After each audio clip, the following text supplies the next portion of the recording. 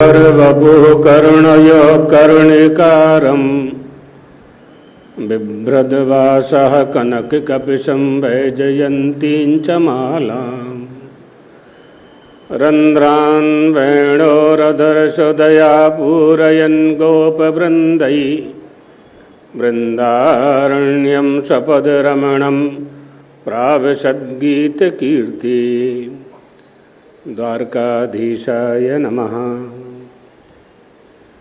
ब्रह्मानन्दं परमसुखदं केवलं ज्ञानमूर्तिं द्वन्द्वातीतं गगनसदृशं तत्त्वमस्यादिलक्ष्यम् एकं नित्यं विमलमचलं सर्वधी साक्षिभूतं भावातीतं त्रिगुणरहितं सद्गुरुं तं नमामि।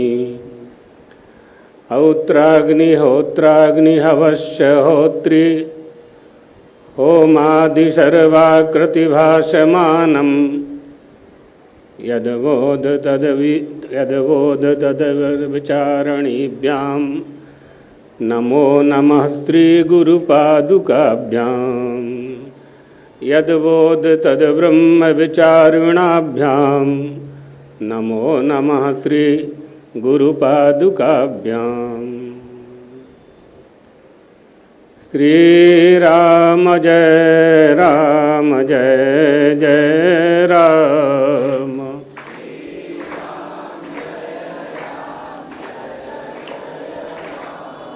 श्रीराम जय राम जय जय राम।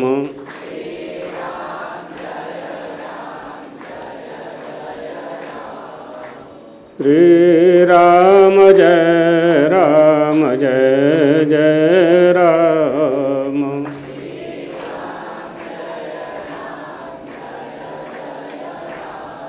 द्वारकाधीश भगवान की, चंद्रमौलीश्वर भगवान की, पीठद्वयाधीश्वर सद्गुरुदेव भगवान की। हर हर महा।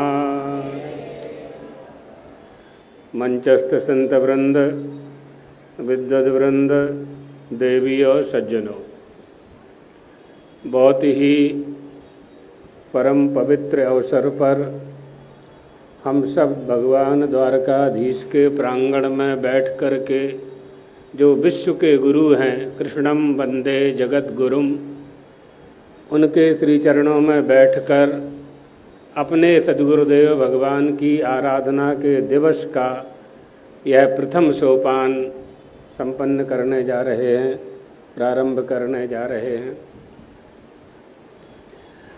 वास्तव में गुरु पूर्णिमा, थोड़ा कम करो इसको।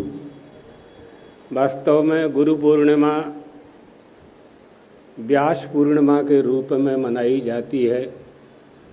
भगवान वेदव्यास ने धर्मशास्त्रों में जो उपदेश, पुराणों में जो उपदेश अपने शिष्यों को दिया है, अपनी परंपरा को प्रवर्तित किया है। जैसा कि अभी ब्रह्मचारी नारायणानंद ने कहा, नारायण समारंभाम। ये हमारी जो व्यास परंपरा है, हमारी जो गुरु परंपरा है, वो कहाँ से प्राप्त होती है, कहाँ से प्रारंभ होती है, कैसे प्राप्त होती है और कहाँ से प्रारंभ होती है। इसे जानने के लिए हमें गुरु की आवश्यकता पड़ती है। मेडिकल स्टोर्स में हजारों दवा रखी है, आपके काम की कौन सी है? जो डॉक्टर बताएगा वही आपके काम की है।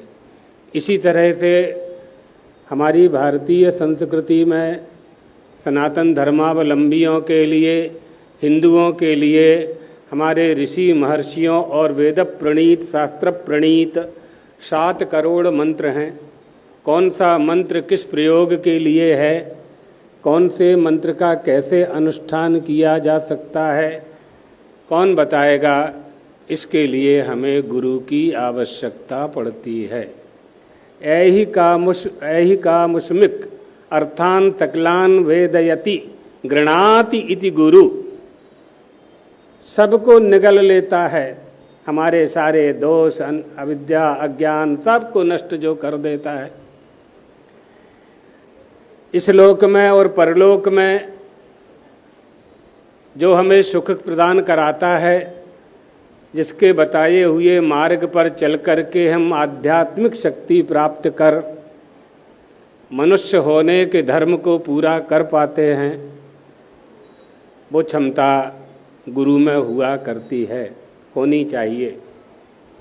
इसलिए हमारे धर्मशास्त्रों ने कहा हमारा गुरु कैसा हो, सा विलास महामोह ग्राह ग्रासैक, संसार रूपी महामोह रूपी विलास से, यानी जो अनविचार से रमणीय है, अनविचार से जो रमणीय है, रमणीय है नहीं, रमणीय એટલે सुंदरता, सुंदरताना બધા પ્રેમી છો તમે, सुंदर वस्तु बधाना सारी लागे छे।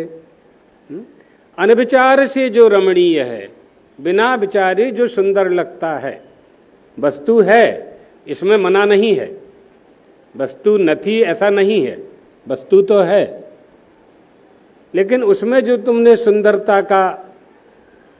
सुंदरता उसमें देख ली है वो सही नहीं है, उसमें तुमने जो सत्यता देख ली है वो सही नहीं है। संसार नहीं है ऐसा भगवान आद्य शंकर नहीं कहते हैं, संसार है लेकिन ये संसार सत्य नहीं है, इतनी ही बात समझनी होती है। और इस बात को समझने के लिए हमें गुरु की आवश्यकता पड़ती है।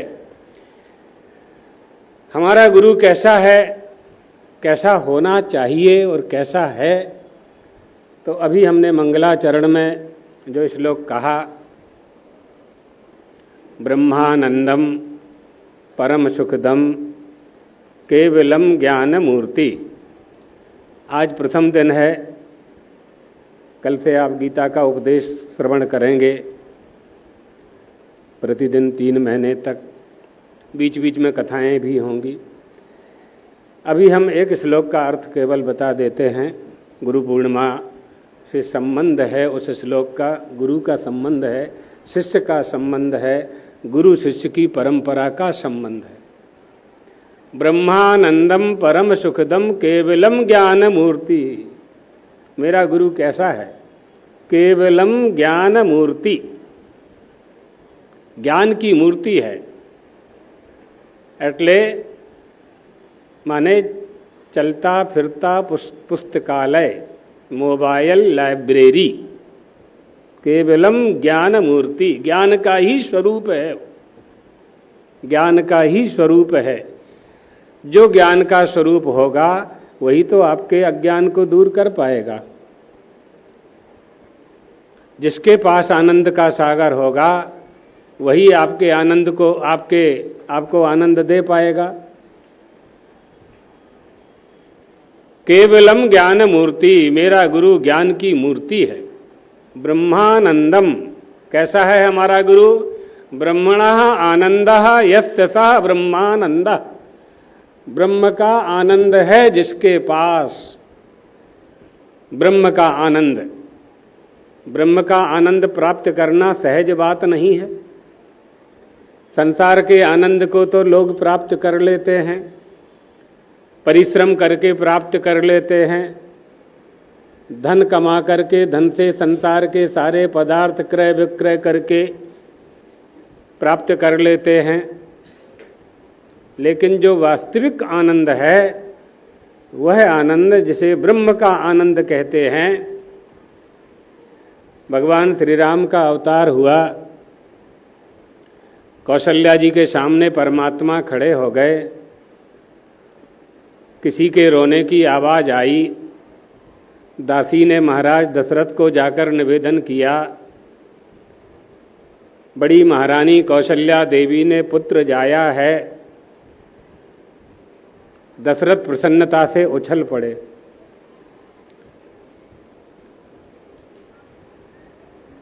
दशरथ पुत्र जन्म सुनि काना, मानहु ब्रह्मानंद समाना।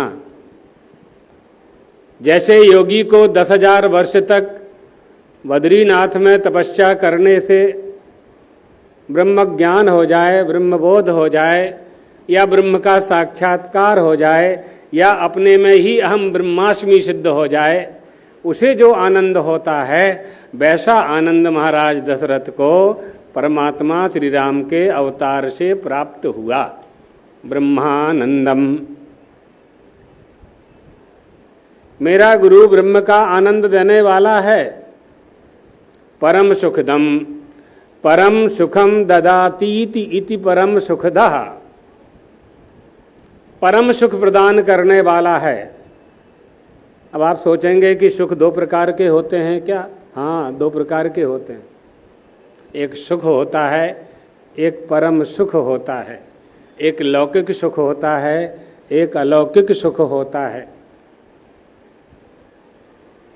जिस सुख को जनता लोग प्राप्त करते हैं, समाज प्राप्त करता है, परिवार प्राप्त करता है, मनुष्य प्राप्त करता है, वो कहीं ना कहीं से प्राप्त करता है। जहाँ से वो प्राप्त करता है वो हमारा साधन और साध्य का स्वरूप हुआ करता है। साधक साधन साध्य, इस तरह से हम उसे प्राप्त करते हैं। धन से खरीद लेते हैं, आदान प्रदान से प्राप्त कर लेते हैं, बाजार से ले आते हैं। ये सब लौकिक सुख हैं, ये सब नष्ट हो जाने वाले सुख हैं। अलौकिक सुख क्या है? जो आदान प्रदान रहत है। माँ की चरण सेवा करना है, माँ के पैर दबाना है रात्रि में, पिता की सेवा करना है, पिता के तलुए में तेल लगाना है, गुरु की सेवा करना है। उससे जो सुख प्राप्त होता है वो अलौकिक सुख प्राप्त होता है। वो कहीं से प्राप्त नहीं हो सकता है, वो तो सेवा करने से ही प्राप्त होगा। और उसे प्राप्त करने के लिए आपको क्रय विक्रय कुछ नहीं करना पड़ता है। केवल माँ के चरणों के प्रति निष्ठा होना चाहिए, पिता के चरणों में निष्ठा होना चाहिए, गुरु के चरणों में निष्ठा होना चाहिए, अपने आराध्य के चरणों के प्रति निष्ठा होना चाहिए। ये अलौकिक सुख, माता पिता गुरु और देवता, मात पिता अरु गुरु की वाणी, बिनहि विचार करहि शुभ जानी, गुरु पितु मात महेश भवानी, प्रणबहु दीन बंधु दिन दानी, प्रणबहु दीन बंधु दिन दानी। हे महेश, हे देवादिदेव महादेव, आज हमारे दिन को दान करने वाला यानी सन्मार्ग पर चलने वाला बना दो। हम आपको प्रणाम करते हैं। प्रणबहु दीन बंधु, दीनियों के बंधु, दीनों के बंधु जिनका कोई नहीं है उनके आप हैं। दक्षिणामूर्तये नमः, उनके आप हैं। आप हमारे दिन को सुदिन बना दीजिए। दिन दानी यानी तदेव लग्नम सुदिनम तदेव, तारा बलम चंद्र बलम तदेव। वही दिन अच्छा है, वही समय अच्छा है, वही स्थान अच्छा है जिस दिन हमारे मन में सदाचार युक्त सत्कर्म करने की इच्छा मन में पैदा हो जाए। उस दिन का दान करने वाले, सत्कर्म करने वाले, दिन का दान करने वाले प्रणबहु महेश, हे गुरुओं के गुरु महादेव, आपको मैं नमस्कार करता हूँ। तुलसी बाबा कह रहे हैं। संक्षेप में ये अर्थ, ब्रह्मानंदम परम सुखदम, परम सुख प्रदान करने वाले, बिना साधन के जो वस्तु प्राप्त हो वो अलौकिक सुख है, परम सुख है। सुख और परम सुख। केवलम ज्ञान मूर्ति, हमारा गुरु ज्ञान की मूर्ति है। द्वंद्वातीतम, द्वंद्वातीतम, जहाँ जहाँ दो होंगे वहाँ भय होगा।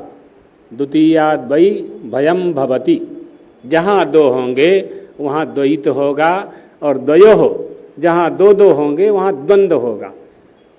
द्वंद्व से अतीत, अतीत माने परे, जहाँ दो नहीं है, जहाँ द्वंद्व नहीं है, दूसरी वस्तु ही नहीं है। एकमेव, एकमेवाद्वितीयम, कहा जो दिखाई पड़ रहा है, जो दिखाई पड़ रहा है वो क्या है? यहाँ ये 200, 400, 500 लोग बैठे हैं, ये क्या है? सुनने वाला कौन है? बोलने वाला कौन है? कहा कि वह नित्य शुद्ध बुद्ध मुक्त परात्पर ब्रह्म का ही विलास है। जो दृश्यमान जगत है वह भी ब्रह्म का ही विलास मात्र है, उसके अतिरिक्त कुछ भी नहीं है। अनविचार रमणीय सदा संसार भयंकर भारी, सुख संतोष दया कृपा से सुखकारी उपकारी। अविचारित रमणीयम, अनविचार से रमणीय लगने वाले इस संसार से मुक्त करने वाला, जीवन मुक्त होने का बोध कराने वाला, संन्यास धर्म की ओर ले जाने वाला, गृहस्थाश्रम, वानप्रस्थ आश्रम, ब्रह्मचर्य आश्रम, इन आश्रमों का बोध कराते हुए सत्कर्म में नियुक्त करके प्राणी मात्र को अभ्युदय प्रदान कराने वाला जो होता है वो द्वंद्व से अतीत होता है। जो वैद्य खुद ही रोगी हो वह वैद्य आपकी दवा नहीं कर सकता है। बाल जोगी वैद्य रोगी, सूरमा पीठ घाव रे, की मियाँ घर भीख मांगे, इन्हें ना पतियाओ रे। बाल जोगी और वैद्य रोगी हो, इन दोनों पर जल्दी विश्वास नहीं करना चाहिए, है ना। इसलिए हमारा इलाज, हमारे औषधि प्रदान करने वाला वैद्य जानकार होना चाहिए। भव सागर से मुक्त करने वाला, भव सागर से मुक्त करने की औषधि देने वाला हमारा गुरु सदाचारी होना चाहिए, योग्य होना चाहिए। द्वंद्वातीतम, जड़ और चेतन की ग्रंथि लग गई है ऐसी, गांठ लगी गई थी, डोरी में गांठ लग गई, नहीं छूटती जल्दी, क्योंकि अविद्या की गांठ है, बिल्कुल झूठी है, बिल्कुल झूठी है, फिर भी नहीं छूटती है। जड़ चेतन ही ग्रंथि पड़ गई, यद्यपि मृषा छूटत कठिनाई, नहीं छूटती है। माँ के पास जाते हैं, माँ बंधन से मुक्त नहीं हो रहे हैं, डोरी छूटती नहीं है। यशोदा मैया ने लाला से कहा हम तुम्हें बांधेंगे, बांधती गई, हर बार 2 अंगुल छोटी पड़ती गई डोरी, रस्सी, नहीं बंध पाए। बंधन से मुक्त होने वाला किसी के बंधन में नहीं आ सकता है। यशोदा भयभीत हो गई, पसीना से लथपथ हो गई, ये क्या हो रहा है मेरे साथ। भगवान ने अपनी माँ को परेशान होते हुए देखा, बंध गए। भगवान आश्रय सौकर्या पादक हैं और भगवान आश्रित कार्य निर्वाहक भी हैं। जो अपने आप को उनमें समर्पण कर देता है उसका कार्य बना देते हैं। भगवान महाभारत पूरा करके द्वारका जाने लगे, रथ में बैठ गए, अर्जुन छोड़ने जा रहे थे, रणभूमि में उत्तरा दौड़ते हुए आ गई। पाहि पाहि, रक्षा करो रक्षा करो रक्षा करो जगत पते, पाहि पाहि महायोगिन, मेरे ऊपर कृपा कर। क्या हुआ उत्तरा, कौन हो तुम? मैं अभिमन्यु की पत्नी हूं, कौरवों पांडवों का वंश मुझ में पल रहा है, मैं गर्भवती हूं इस समय, और अश्वत्थामा ने ब्रह्मास्त्र छोड़ दिया है, मेरे गर्भ की रक्षा करो, पांडु वंश आज नष्ट हो जाएगा। आश्रित कार्य निर्वाहक, पूरा महाभारत युद्ध जीत लेने के बाद भी उत्तरा की रक्षा पांडव नहीं कर पाए। भगवान श्री कृष्ण ने, परमात्मा ने, कृष्णम वंदे जगत गुरुम, और जगत गुरु ने उनकी रक्षा की। ब्रह्मास्त्र से गर्भस्थ शिशु को रक्षित कर दिया, इसलिए ब्राह्मणों ने उस बालक का नाम रखा परीक्षित। परीक्षित, जैसे ही उसका जन्म हुआ, परीक्षित का गर्भ से बाहर आए तो चारों तरफ देखने लगे, परितः ईक्षण करने लगे चारों तरफ कि जो चक्र सुदर्शन लेकर के जो मेरी रक्षा कर रहा था वो कहाँ है। विद्वानों ने नाम रख दिया परीक्षित। राजा परीक्षित। द्वंद्वातीतम, द्वंद्व से अतीत, जो खुद स्वयं द्वंद्व से अतीत है, परे है, वही आपके द्वंद्व को दूर कर सकता है, आपके संशय को नष्ट कर सकता है।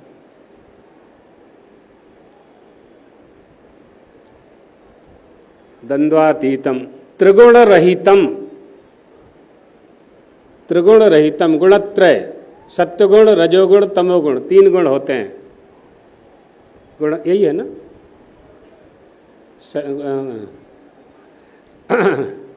गुणातीतम परम सुखदम केवलम ज्ञान मूर्ति, द्वंद्वातीतम त्रिगुण रहितम। हाँ, त्रिगुण रहितम, तीनों गुणों से रहित है, ना उसमें सत्वगुण है, न रजोगुण है, न तमोगुण। त्रिगुण रहितम।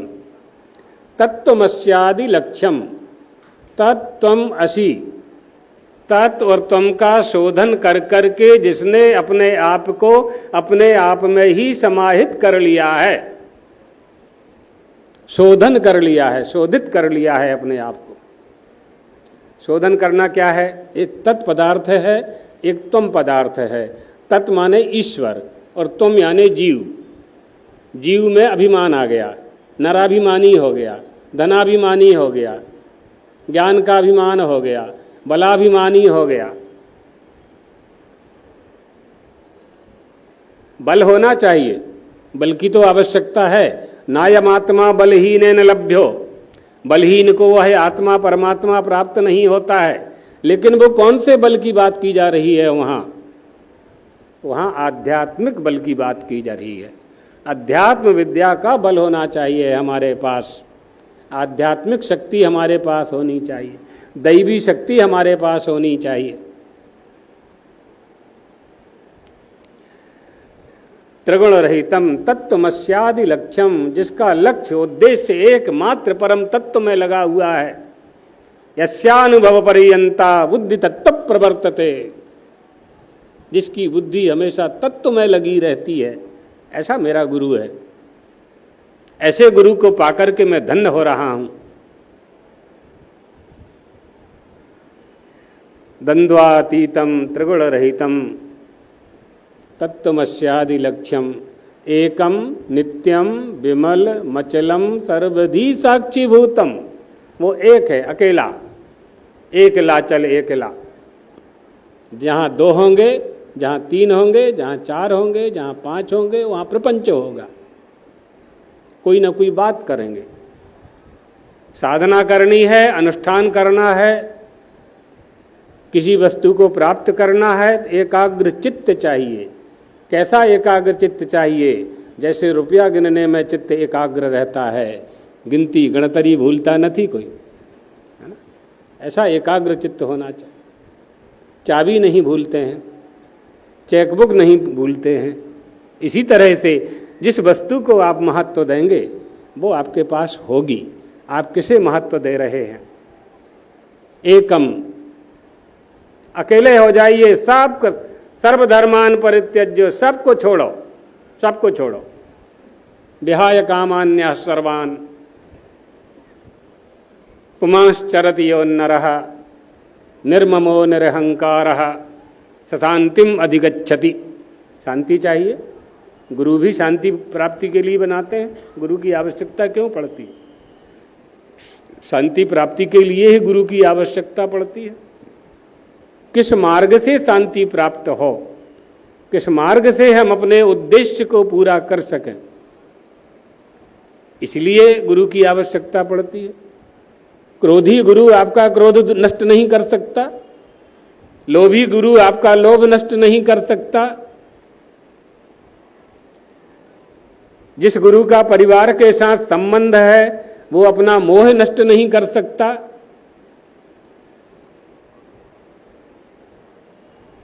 जो राग द्वेष में पड़े हुए हैं वो आपके राग द्वेष को दूर नहीं कर सकते हैं। नशा करने वाला गुरु अपने चेला को नशा करने से मना नहीं कर सकता है। इसलिए हमारा गुरु श्रेष्ठ होना चाहिए।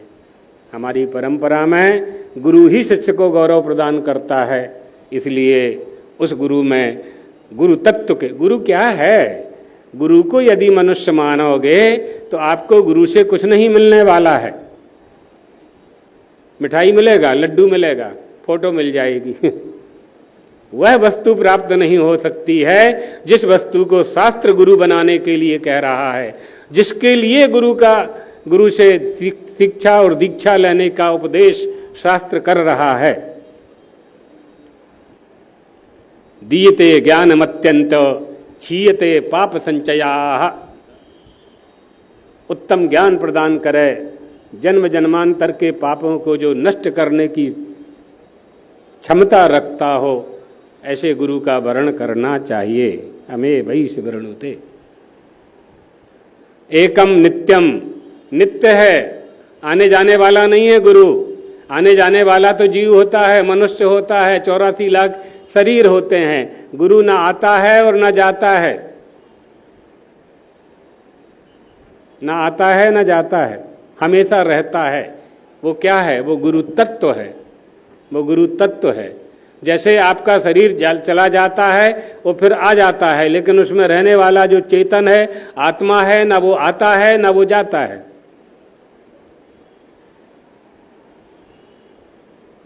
एकम नित्यम, वो नित्य है, माने अनित्य नहीं है। विमल मचलम, विमल यानी मल रहित है, न मल है, न विक्षेप है, न आवरण है, न राग है, न द्वेष है, न अविद्या है, न अस्मिता है, न अभिनिवेश है, न राग द्वेष है। पंचक क्लेशों से मुक्त है। अविद्या स्मिता राग द्वेषाभिनिवेशा इति पंचक क्लेशा। इन क्लेशों से मुक्त है। शिष्य को भी मुक्त कर देता है, शिष्य को भी मुक्त कर देता। एकम नित्यम विमल मचलम, अचल है। अचल,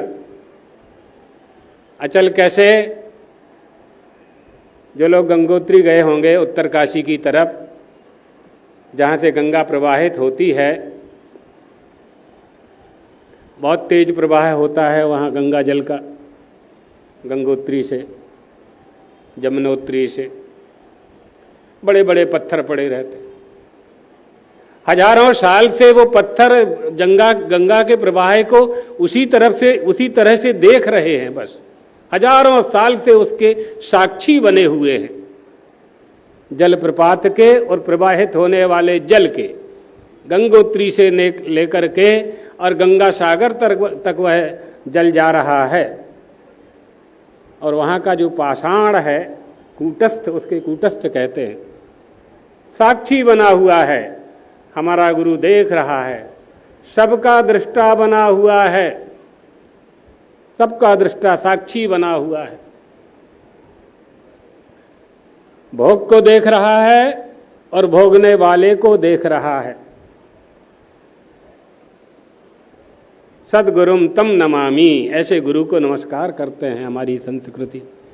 एकम नित्यम विमलमचलम सर्वधी, धी माने बुद्धि, बुद्धि એટલે તત્વ જિજ્ઞાસાની બુદ્ધિ, સાધારણ બુદ્ધિ નહીં। સાધારણ બુદ્ધિ તો બધાને પાસે હોવે છે, ઢોર પાસે પણ હોય બુદ્ધિ। ઢોર કૂવામાં પડતા નથી, એને ઢોર को मालूम पड़ जाए कि जहर है तो नहीं खाता। मनुष्य भी जहर नहीं खाता है। मनुष्य के जीवन में जितनी आवश्यकताएं मनुष्य को चाहिए उतनी ही पशु को भी चाहिए। प्राप्त करने के प्रकार अलग अलग हैं, प्राप्त करने के प्रकार अलग अलग हैं, सामग्री अलग अलग है। आप जिस गेहूं चोखा को खाते हो, पशु यानी ढोर उस गेहूं के छिलके को खा करके अपना उदर पोषण कर लेता है। गेहूं वही है। आपने गेहूं के दाने का लोट बना करके रोटी बना करके खाई, और जो वस्तु आपके काम की नहीं है आपने फेंक दी, उसको भूसा कहते हैं। वो ढोर खाता है। खाते तो दोनों हैं। एकम नित्यम विमलमचलम सर्वधी साक्षी भूतम, भूत माने प्राणी, समस्त प्राणियों का जो साक्षी है, समस्त प्राणियों का जो साक्षी है। भावातीतम, भाव से अतीत है। अतीतः पंथानम, तब च महिमा भांग मनसयो अतद्व्यावृत्यायम। अतद सबसे अतीत है, गुणातीत है, गुणातीत है। जो अवस्थात्रय का साक्षी है, जो कालत्रय का साक्षी है, जो देहत्रय का साक्षी है, जो भूतत्रय का साक्षी है, पंचकोशातीतः सन, अन्नमय, प्राणमय, मनोमय, विज्ञानमय, आनंदमय, सब कोशों से जो अतीत है, भावातीतम त्रिगुण रहितम, गुणत्रय से रहित है। भावातीतम त्रिगुण रहितम सद्गुरुम तम नमामि। ऐसे सद्गुरु को हम नमस्कार करते हैं। ये गुरु वंदना है। गुरु पूर्णिमा के अवसर पर भगवत पादाद्य शंकराचार्य जी भी कहते हैं, दुर्लभो मानसो देहो, ये मनुष्य का शरीर दुर्लभ है, उससे भी दुर्लभ, उससे भी दुर्लभ। दुर्लभो विषय त्यागो, विषयों का त्याग करना बड़ा दुर्लभ है। कैसे त्याग हो? सद्गुरु करुणाम बिना, बिना गुरु की कृपा के, बिना गुरु के आशीर्वाद के यह मनुष्य उस परम तत्व को प्राप्त नहीं कर पाता है। इसलिए सद्गुरु की शरण में जाकर के, किसकी शरण में जाना है? कहा शरण्य की शरण में जाना है। शरण्य कौन है? जो शरण देने की योग्यता रखता है। विभीषण किसकी शरण में गए? श्री राम की शरण में गए। रावण के पास तो रह ही रहे थे, सोने की लंका थी उनके पास, जानते थे श्री राम रावण का वध करेंगे। विभीषण जानते थे अच्छी तरह से, उन्हीं को राजा होना था, क्योंकि मेघनाद तो रावण को मरने नहीं देता। अपने प्राणों की बलि दिए बिना मेघनाद रावण का वध नहीं होने देता, और विभीषण को श्री राम मार नहीं सकते थे, वध कर नहीं सकते थे। रावण का ही वध होना था, रावण का ही उद्धार होना था। राम राम जहि सुमिरन कीना, हृदय हरसि कपि सज्जन चीना। सज्जनों की तो भगवान रक्षा करते हैं, उनका वध नहीं करते हैं। तो विभीषण को ही राजा होना था, लेकिन सबका तिरस्कार किया उन्होंने। अहंकार का तिरस्कार किया, ममकार का तिरस्कार किया। ये मैं हूं विभीषण, इसको छोड़ा और श्री राम के चरणों में जाकर के लौट गए। अहंकार और ममकार, ये लंका मेरी है, मेरी हो जाएगी, इस अहंकार का, ममकार का त्याग किया, और मैं विभीषण हूं, इस अहंकार का त्याग किया। तब जाकर के परमात्मा ने, जो शरणागति प्रदान करने वाले परमात्मा श्री राम हैं, उन्होंने विभीषण को अपनी शरण में लिया। तो शरण्य की शरण में जाना चाहिए। धनी की शरण में ही निर्धन जाएगा ना, ज्ञानी की शरण में अज्ञानी जाएगा, बलि की शरण में निर्बल जाएगा। तो देखना है कौन धनी है, हमें कौन धन दे सकता है, हमें बल कौन, निर्बल को बल कौन दे सकता है, अज्ञान को ज्ञान कौन दे सकता है। एक गुफा में 1000 वर्ष तक अंधकार था, बहुत बड़ी लंबी गुफा थी जंगल में। 1000 वर्ष तक अंधेरा रहा। एक महात्मा जी गए और उन्होंने माचिस लगाई और वहाँ दीपक जलाया। एक क्षण में ही सारा अंधकार समाप्त हो गया। उस अंधकार ने दीपक के प्रकाश से यह नहीं कहा कि मैं यहाँ 1000 वर्ष से रहता हूं, मैं नहीं निकलूंगा, नहीं कहा उसने। इसी तरह से गुरु के ज्ञान रूपी प्रकाश के द्वारा इधर जो जन्म जन्मांतर, कल्प कल्पांतर, युग युगांतर का अंधकार भरा हुआ है, क्षणमपि सज्जन संगति रेखा, एक क्षण की, यहाँ सज्जन से गुरु ही लेना है। अभी सत्संग सत्पदार्थाः, सत्पदार्थ को ही ग्रहण करना है। सत्पदार्थ गुरु से बढ़कर कहाँ होगा। एक क्षण में ही गुरु कृपा कटाक्ष रूपी किरण एक क्षण में ही शिष्य के समस्त अंधकार को नष्ट कर दिया करती है। उनकी एक कृपा की किरण। एक गांव में 1000 लोग रहते थे। विद्युत का प्रकाश नहीं था, दिया भी नहीं था, बैटरी, माचिस, टार्च, मोमबत्ती कुछ नहीं था। गांव के लोगों ने उपाय सोचा, निकाला कि इस गांव में 100 मकान हैं।